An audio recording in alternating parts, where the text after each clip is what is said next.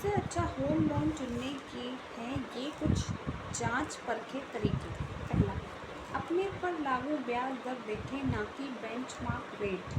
सब अभी अधिकांश होम लोन रेपो लिंक्ड हैं, जो बैंक के RLLR repo linked landing rates से जुड़े होते हैं। इस पर बैंक आपके क्रेडिट स्कोर, लोन के आकार, LTV के आधार पर स्प्रेड जोड़ता है। जाहिर है, प्रभावी रेट विज्ञापित न्यूनतम दर से अलग हो सकती है। भले ही हेडलाइन में 8% ब्याज दर लिखा हो, पर यदि आपका क्रेडिट स्कोर 750 से कम है या आपका लोन छोटा या बहुत बड़ा है, तो आपका स्प्रेड प्रभावी दर को 0.30 से 0.50 बढ़ा सकता है। इसलिए हमेशा अपने पर लागू ब्याज दर देखें, ना कि सिर्फ बेंचमार्क रेट। कम EMI की लालच में अवधि ना बढ़ाएं। कई बैंक 30 से 35 साल का होम लोन भी देते हैं। लंबी अवधि का मतलब है कम EMI। उदाहरण के लिए 8% पर 50 लाख रुपए के लोन के लिए 20 साल की EMI 41,000 समथिंग होगी, तो 30 साल की EMI 36,000 रुपये समथिंग होगी। पर 30 साल के लोन में आप लगभग 32 लाख रुपये अतिरिक्त चुकाएंगे। इसे ऐसे समझिए, यदि आप 30 साल के लिए उठाए गए 50 लाख के लोन की अवधि 5 साल कम कर लें, तो प्रति माह लगभग 6,000 रुपये अतिरिक्त चुकाना पड़ेगा, पर 14 लाख रुपये ब्याज की बचत कर लेंगे। स्टैंडर्ड लोन या लोन ओवरड्राफ्ट कौन सही? स्टैंडर्ड होम लोन नियमित आय वाले अधिकांश सैलरी क्लास के लिए सही है। हालांकि यदि आप हर महीने अतिरिक्त आय वाले परिवार से या उद्यमी हैं, तो आपको होम लोन ओवरड्राफ्ट पर विचार करें। इससे आप अतिरिक्त नकदी लोन खाते में पार्क सकते हैं। ब्याज केवल बकाया मूलधन माइनस इस अधिशेष पर ही लिया जाता है। इसे ऐसे समझें, यदि लोन बैलेंस 40 लाख है और आप 5 लाख पार करते हैं, तो ब्याज 35 लाख रुपये पर लगेगा।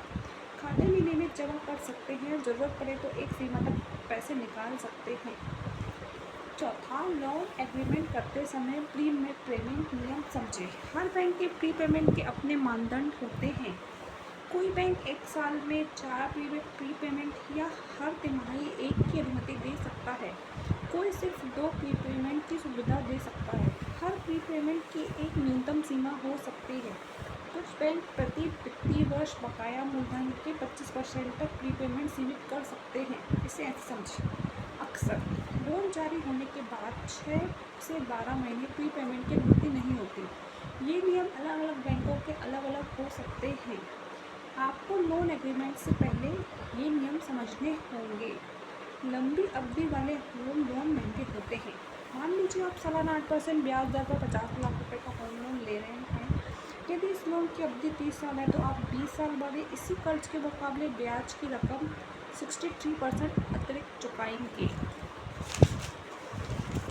अधिकांश परिवारों के लिए होम लोन सबसे बड़ी देनदारी होती है। यह दशकों तक चलता है, जिससे मासिक आय का एक बड़ा हिस्सा लॉक हो जाता है। अगर इसे गलत तरीके से चुना गया, तो यह ब्याज पर लाखों रुपए अतिरिक्त खर्च करवा सकता है। गलत होम लोन मानसिक तनाव में भी डाल सकता है। इस लिहाज से सिर्फ सबसे कम EMI आदर्श होम लोन का पैमाना नहीं होती। सबसे अच्छा होम लोन वो होता है जो बहनी, लचीलापन और लंबी अवधि की बचत के बीच संतुलन बनाए। बहरहाल, ब्याज दरें गिरने और त्योहारी ऑफर्स की भरमार के बीच खुद के घर का सपना पूरा करने का यह अच्छा मौका हो सकता है। लेकिन ऐसा करते समय आपको यह सुनिश्चित करना चाहिए आपने बाजार से सबसे अच्छा होम लोन उठाया है। आशा करती हूँ कि आपको मेरे सारे पॉइंट समझ में आए होंगे।